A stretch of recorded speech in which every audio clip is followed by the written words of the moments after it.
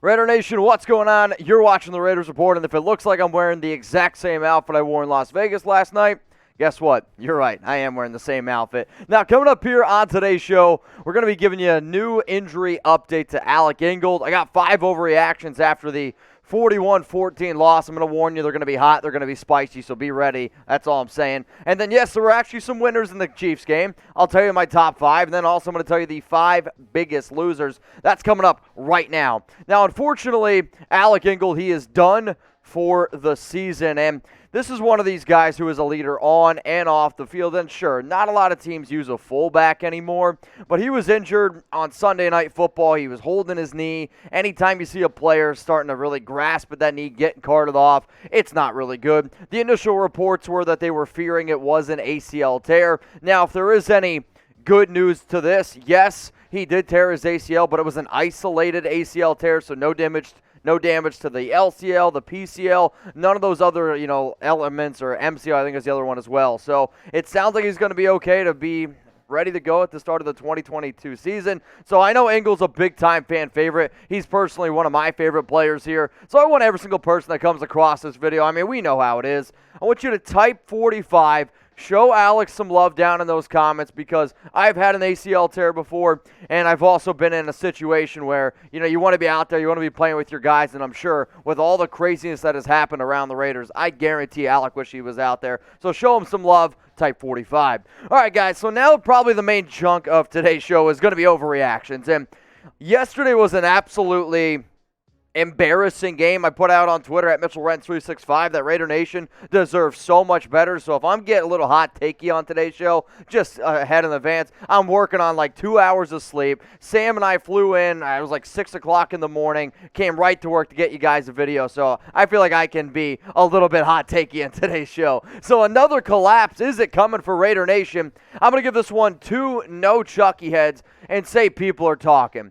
The Raiders are 5-4, and they've lost 2 straight games. And the reason why that we're even talking about this is because the past 2 seasons, the Raiders were in a position and everyone got their hopes up. We're like, okay, maybe this is going to be a different football team. Could we potentially see this team make a playoff run? Same scenario. You're 5-2. You go into the bye week, and it's all emotions are high. We're feeling really good. The Henry Ruggs stuff happens. More off-the-field drama with Damon Arnett. And now we're sitting here after 2 losses, one to the Giants and an absolute embarrassing loss, 41-14 to the Chiefs. I'm sorry, but that Raiders team, they looked absolutely hopeless yesterday. So now you see the upcoming schedule. You got Week 11 against Cincinnati, and honestly, Cincinnati, they need a win just as bad as the Raiders do. Week 12 up against the Cowboys. Cowboys are playing solid football. Washington, they just took down the Tampa Bay Buccaneers. Then you got to go to Arrowhead and try to take on the Chiefs, okay?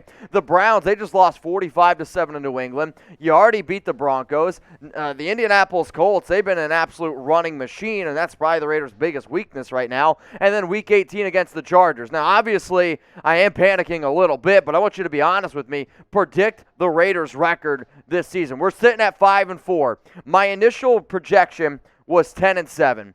And as an analyst, as somebody who loves this team, I'm going to go ahead and stick to 10-7. I'm not sure if that's going to be good enough to make the playoffs, but I am going to be looking down in the comments for your prediction for the Raiders this season. Now, every bad game, and I was amazed on the amount of people on my post-game reaction show yesterday that said, season's over, I'm done, I'm packing it up, I'm out. If that's the type of fan you are, then get the hell out of here anyway. Whether it's win, lose, or tie, it's Raider Nation till I die. And if that's you, then go ahead and hit that subscribe button. I want to get to 100,000 subs. I don't care if this team loses games. I don't care what the hell the scenario is. I'm going to get you guys free videos every single day. I'm dedicated to the nation. I'm dedicated to the Shield. Whether or not our players want to show up on Sundays, Mondays, Thursdays at this point, I'm not sure. I am going to show up, though, every single day for y'all, so hit that sub button. All right, the next overreaction is this. Is this Derek Carr's final season? I'm not just talking about final season with the Raiders. I'm talking about final season in the NFL. So he's got 1 year left on his contract, and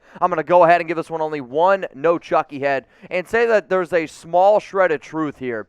The fact that he has only 1 year left on his contract is interesting, and I've kind of gone on this show before and have said, if you bring in a new head coach, a lot of times that new head coach is going to go ahead and bring in potentially one of their own quarterbacks. And for everybody out there, it's like, oh no, the Raiders aren't going to look at quarterbacks. Mike Mayock has already started his scouting. He's looking at the kid from North Carolina, Hal, and he was looking at Pickett this past week on Thursday Night Football with college football, Pittsburgh, North Carolina. But here's the other interesting thing. Carr has also said he only wants to play for the Raiders. So hypothetically speaking, you're bringing a new head coach. What if they bring in a new quarterback and then they don't want Carr? Does that mean he's done? Well, hey, people are talking. So here's his 2021 stats. He's got a 67.7 completion percentage. He's on pace right now to have a career high in yards, 2,826, 15 touchdowns, 8 interceptions. He's got a fumble. And I love Carr. I think he's dealt with a lot of crap that not a lot of quarterbacks, heck, not a lot of people should have to deal with their job. I mean, when you look at all the turnover he's had at the head coaching position, offensive coordinator, and then this season was looked like it was going to be that year where finally you get over the hump. John Gruden gets fired or steps down. Henry Ruggs, his whole situation. Derek Carr cannot catch a break, and I actually feel very bad for that man. Yes, even though he's made a whole bunch of money, I still feel bad because you can tell Carr wants to be a Raider, and he wants to win with this team. So let me know, y'all, will this be Carr's final season? Why for yes, or I want you to go down in the comments section and type N for no.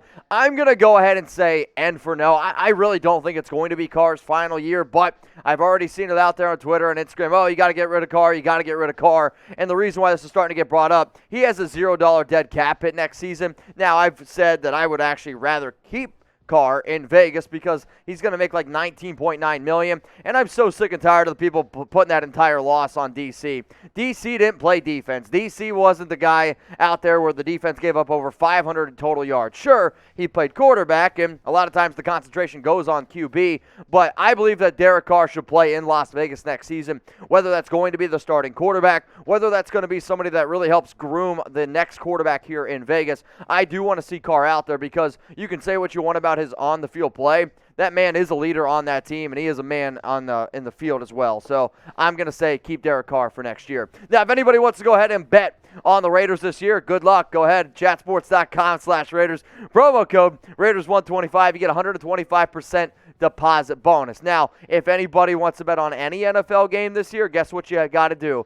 Bet on the Raiders. Bet on any NFL game. Chatsports.com/Raiders. And for first-time BetUS users, I'm also going to throw in a free Raiders jersey. Not the one I have on, but the ones you see over here. We got Josh Jacobs, Derek Carr, Max Crosby, Darren Waller. It's the best deal on the internet. So for those of you out there that are just getting started and went to the link and did all that good stuff, send me your account number to jersey@chatsports.com, and then we'll get you all the details. If all you heard was free NFL jersey, it's all good. Email me, jersey@chatsports.com, but it's for people who get started with our sponsor, chatsports.com/Raiders. Deposit at least $100. You get $125 for free, and then you're also going to get a free jersey. All right, let's go to the next story coming in here. It's DeSean Jackson. Is he done already? Raider Nation's already done with DeSean Jackson. He's had one game, had one catch, and they're already done. I'm going to go ahead and say this one's zero, no Chucky heads, tuck rule, tuck that. I get it. It was a bad look. The game was 24-14. Derek Carr threw an absolute gem to Jackson. He caught it, and then he fumbled. So his very first catch, he ends up fumbling, and then after that play, the entire momentum totally shifted. The reason why I'm saying tuck rule, tuck that is simply because you could say that he still has speed. He's still going to be able to add that extra element to the offensive side of the football. And I actually thought the Raiders moved the ball pretty well when Jackson was on the field. No disrespect to Zay Jones, but DeSean Jackson is a much better receiver than Zay Jones. And you can hate on me all you want, but it's the truth. Here was his game. One catch on one target, 38 yards, and the fumble. And yes, I had to add the picture in there. But that's one thing that people are talking about. But here's the other thing. When Jackson caught the ball, am I the only one that was like, what the heck is he doing? He caught the ball, and then it almost seemed like he ran sideways, ran behind, ball got punched out, and it's a fumble. I almost feel like if he would have caught it and just ran towards the end zone, it would have been a touchdown. It was almost like he didn't know where he was. So here's my question. What the hell was DeSean Jackson doing? Please let me know. I need some answers. Here's the next Overreaction Monday. Johnathan Abram can't cover. And this might not be an overreaction. This might just be more of a blanket statement. But this one is for frickin' Chucky heads. Believe it, baby. Johnathan Abram can't cover, and this isn't a secret. I mean, we knew that Abram couldn't cover, and he was absolutely exposed and embarrassed on Sunday Night Football. I mean, he couldn't cover anybody. And I've made this example before where somebody's like, oh, can you give me a player comp? He is the Dollar General version of Jamal Adams, where if you don't put him up near the line of scrimmage, if you don't let let Abrams blitz, I don't know what the hell he's doing out there, because if you're going to say, okay, you're going to cover Travis Kelce, okay, you're going to cover the receivers, we're just going to put you back and make you cover, that's just setting him up for failure. So, Gus Bradley, you are just as responsible. I mean, look at these numbers here. He was targeted 9 times, gave up 9 catches, 129 yards, and 2 touchdowns. And yet, you kept putting him in situations where you're not using him to the best of his abilities. So that's really, and I mean really, really on the coaching staff. Really, from top to bottom, very, very frustrating. So, what you guys are watching right now are my Raiders overreactions, and we'll get into some winners and losers here in just a second. But if you think that you can cover better than Johnathan Abram, go ahead and type me. I don't know if I can do it better, but I can guarantee you I could do it for a lot cheaper price. And if that's the effort that I'm going to get, all I need is something different. But as much as you're hoping for a better version out of Abram, Gus Bradley, this was by far his worst game. Whatever the game plan that they drew up today or yesterday, that ain't it, man. So don't go ahead and do that. If you're going to put your players in that type of situation, you deserve just as much blame as Abram does. Here's my last overreaction. Is the 2020 defense back? Well, you gave up over 500 yards of total offense, and this was just absolutely disgraceful. But here's the thing. No, it's not back. Zero Chucky heads, tuck rule, tuck that. Everyone take a big freaking breath. I get it. You gave up 41 points at Allegiant Stadium. That sucks. The Raiders' defense, though, last season, guys, was like legendarily bad. I mean, they gave up over 6,200 total yards. That is the most in Raiders franchise history. This was simply, I think, Mahomes had himself a hell of a game, 5 touchdowns. The Chiefs' offense was clicking on all cylinders. It was a combination of the Chiefs being able to move the ball whenever they wanted and the Raiders having a bad game plan. But is the defense from last year back? No, get the hell out of here. But look at these numbers. 516 total yards of offense for Kansas City. This makes me literally want to throw up. 422 passing yards, 94 rushing yards. They were 9 of 15 on third down and 3 of 3 on fourth down. If you can't get stops when it matters the most, sorry, you're not going to win many football games. Now, this might even hurt me even more because this was such a big game. The fact that the Chargers lost, the fact that the Broncos lost. If the Raiders win this game, they are sole possession leader of the AFC West. And I don't know how often all 3 AFC West teams are going to lose and the Raiders win. But with that loss now, the Raiders fall to the 3 seed. And the F and Chiefs, FKC, sitting there at number 1 at the 6-4 record. Now, I know I'm a little bit deflated. I don't know if that's the right terminology. But, man, yesterday was such a letdown. I had such high hopes. I was in Vegas at Red Tail. I mean, we sold that place out. I mean, we had a hell of a time there. But, you know, you put so much time and investment money into seeing this team do something, and that was the effort that they gave. Obviously, I'm very upset. If you want to talk to me about your feelings about the game, you can always hit me up on IG at MitchellRenz365. All right, guys, it's time now to get into my Raiders winners and losers against the Chiefs. I have them ranked from 5 all the way down to 1. If you've watched the show before, it's the same thing that we do every single Monday. So 5 was the 5th biggest winner. 1 is the biggest winner. Coming in here at number 5, I'm going to go with Hunter Renfrow, who ended up getting a touchdown, still getting his targets, still getting his yards, looking like the most reliable receiver for the Las Vegas Raiders. At number 4, Cory Littleton. He had an 84 overall PFF grade. Actually thought he did a pretty solid job being in the middle of the field.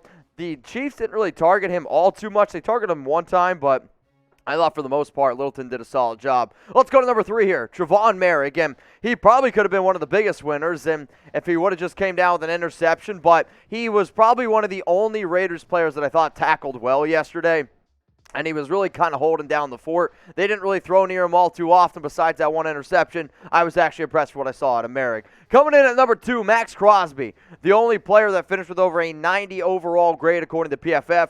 I don't know what the hell the rest were looking at, but I counted at least 3 times where Max was getting held and no penalties coming up. But luckily for us, we know Crosby's going to be a Raider for life. At least I think he is. He was a winner. Let's go to number 1. One of my biggest losers last week was Bryan Edwards. And this week, I thought he showed up. He had 3 catches. He had a beautiful touchdown grab. And a lot of people were like, oh, he can't get open. He can't get open. Brian Edwards proved me wrong, and he proved a lot of other people wrong. That makes him the biggest winner for me. So what do you guys think here? Who was the Raiders' biggest winner up against the Kansas City Chiefs? If there's somebody else that I didn't mention, please go ahead and let me know. If you want to say nobody, as far as I'm concerned, that's okay too. Let's go to the losers. The 5 biggest losers, and man, I could have done a whole show just based on these guys. John Simpson, he was terrible. I mean, he was getting blown up play after play. He couldn't do anything right on that offensive line. John Simpson, the left guard, yeah, loser. Let's go to Derek Carr, quarterback, and it really just comes down to this. When the DC needed to make plays, he didn't make the plays. Now, the interception, the ball got tipped. There was also a few different throws where he just missed his guy. But it was also this, and I hated seeing this because I have been a believer in Derek Carr. He looked scared. He looked like he saw a ghost. And when he was in the huddle, I can't imagine anybody inside that huddle had any confidence in Derek Carr telling him what to do because he did. He looked scared. Coming in number 3, DeSean Jackson. 38 yards, he had a fumble. The fumble really, I thought, was the entire momentum shift because after that, Raiders couldn't do anything offensively or defensively. At number 2, Johnathan Abram. You give up 129 yards, 2 touchdowns. Sorry, that's going to make you a loser. But the biggest loser in this game was the coaching staff. The Raiders didn't even look like that they were kind of ready to go. Greg Olson's going back to this vanilla play calling. It's about as boring as hell as you could possibly get. Gus Bradley was putting his defenders in positions that they should have never been in, so that made him a loser. And then Bisaccia, I get that you're the head coach, but sometimes when your players are making boneheaded plays, Gruden, you can say what you want, but Gruden wasn't afraid to lay into him. Rich Bisaccia right now looks like he's a step teacher. What the hell is it called? A student? Not a student teacher. Who's the teacher that comes? Substitute teacher that's like afraid to yell at students that are doing bad things. I mean, this team right now the last 2 weeks has played super undisciplined football, and I'm going to sit here and say that the coaching staff did not have the guys ready to play. So for that, they're my biggest loser. So what do y'all think here? I'm going to get the hell out of here because I'm frustrated just talking about this again. Who was the Raiders' biggest loser against the Chiefs? And if you want to put maybe Raider Nation, because I looked at that stadium had way too many Chiefs fans in it. So we got to be able to figure out a way to get more people in that bad boy, and I get for the people who paid all that money to watch that clunker, I'm sorry for you. But let me know down in the comments who was the Raiders' biggest loser up against the Chiefs.